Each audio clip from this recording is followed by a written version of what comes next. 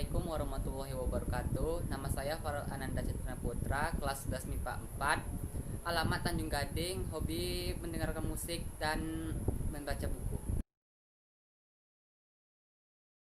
Pengertian sel. Sel merupakan unit terkecil dari makhluk hidup secara struktural dan fungsional, serta tidak dapat dibagi-bagi menjadi bagian yang lebih kecil.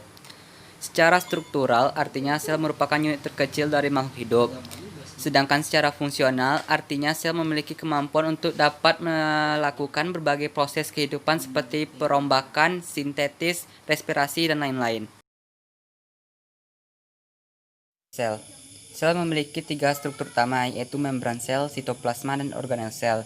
Berdasarkan strukturnya, sel dibedakan menjadi sel prokariotik dan sel eukariotik. Berikut merupakan perbedaan antara sel prokariotik dan eukariotik.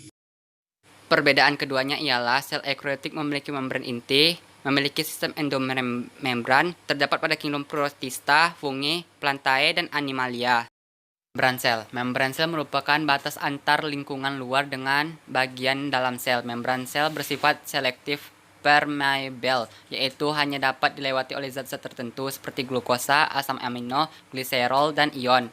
Perpindahan molekul tersebut terdiri dari dua macam, yaitu transportasi pasif dan transportasi aktif. Fungsi membran sel yaitu sebagai reseptor, melindungi isi sel agar tidak keluar dari sel, mengatur molekul dalam keluar masuk sel, proses terjadinya biokimia, seperti reaksi oksidasi dan respirasi.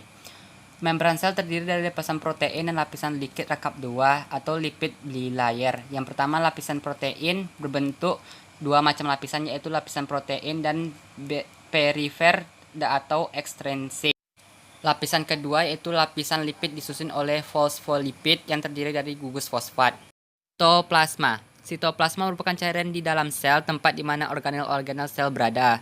Komponen utama penyusun sitoplasma adalah cairan seperti gel atau sitosol, substansi simpanan dan sitoplasma, organel-organel sel, kerangka sel atau sitoskeleton yang tersusun dari tiga jenis tersebut, yaitu mikrofilamen, mikrotubulus, dan filament intermedia.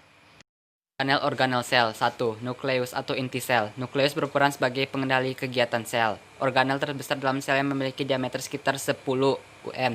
Terletak di tengah sel dan berbentuk bulat atau oval. Berdasarkan jumlah nukleus, sel dapat dibedakan menjadi sel monokleot atau berinti tunggal, contohnya sel tumbuhan dan sel hewan, sel binukleot, inti ganda, sel multinuklear atau inti banyak, contohnya Vaucheria dan beberapa jenis jamur. Fungsi nukleus yaitu satu, membran nukleus atau selaput inti yang memisahkan nukleoplasma dan sitoplasma. 2. Nukleoplasma merupakan cairan inti yang bersifat transparan dan semi-solid atau kental. 3. Nukleus atau anak inti tersusun dari fosfoprotein, orsofosfat, DNA, dan enzim. 2. Retikulum endoplasma yang berasal dari retikular yang artinya anyaman atau benang atau jala. Letaknya memutar dalam sitoplasma atau endosplasma. Retikulum endoplasma dibedakan menjadi 1. Retikulum endoplasma kasar, 2. Retikulum endoplasma halus. Fungsi RE kasar dan halus yaitu mensintesis lemak dan kolesterol, transportasi molekul-molekul dari bagian sel yang satu ke bagian sel yang lain. 2. Retikulum endoplasma kasar berfungsi menampung protein yang sintetis oleh ribosom untuk disalurkan ke badan Golgi. 3. Ribosom merupakan organel terkecil dalam sitoplasma yang memiliki dua subunit yang menyusun ribosom, yaitu subunit kecil dan subunit besar. Ribosom berfungsi yaitu untuk sintesis protein. Kompleks Golgi merupakan organel sekretori yang memiliki fungsi tempat sekre polisakarida, membentuk giloprotein untuk dibawa keluar sel, membentuk membran plasma, membentuk kantong sekre sebagai pembungkus zat yang akan dikeluarkan sel, membentuk akrosom pada sperma, kuning telur, dan sel telur di lisosom. Hampir semua sel tumbuhan dan hewan memiliki kompleks Golgi, namun pada sel tumbuhan organel ini disebut diktiosom. 5. Lisosom adalah membran berupa kantung kecil dengan diameter 0,05 sampai 1,5 ohm yang berisi enzim hidrolik atau lisozim yang berfungsi untuk pencernaan intrasel, autofagi, eksosistosis, autolisis, dan menghancurkan senyawa karsinogenetik. 6. Badan mikro yang menyerupai lisosom, diameternya 0,3 sampai 1,5 ohm yang di dalamnya berisi enzim katalase dan oksidase. Terdapat dua jenis badan mikro, yaitu peroksisom dan gilosisom. Peroksisom terdapat pada sel hewan, fungi, dan daun yang berfungsi dalam penyerapan cahaya dan respirasi. Glioksisom terdapat dalam sel tanaman. Fungsinya berperan dalam metabolisme asam, lemak, dan tempat terjadinya siklus glikosilat.